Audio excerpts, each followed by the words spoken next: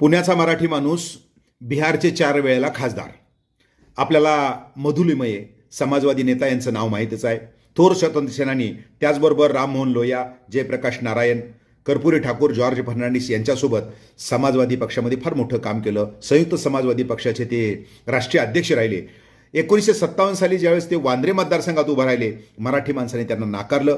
राममोहन लोहिया यांनी यांची खंत वाटली आणि म्हणून ते या असणाऱ्या आपल्या मधुलिमय यांना, जे पुण्यामध्ये वास्तवास आहेत, त्यांना बिहार या ठिकाणी घेऊन गेले आणि तिथं 1964, 1967, 1973 ते 77 असं सलग 4 वेळेला त्यांना या बिहारनं आपल्या लोकसभेवर त्या ठिकाणी पाठवलेलं आहे. हे वेगळेपण आपल्याला, म्हणजे याचा अर्थ ते बिहारचे रहिवासी नव्हते, तिथं राहती नव्हते, मात्र समाजवादी पक्षासाठी किंवा या समाजासाठी फार मोठं योगदान या असणाऱ्या माणसांनी दिलं. मधुलिमये, जे की बिहारचे 4 वेळेला खासदार राहिले आणि त्याच मधुलिमयने खासदार झाल्यानंतर खासदारकीची पेन्शन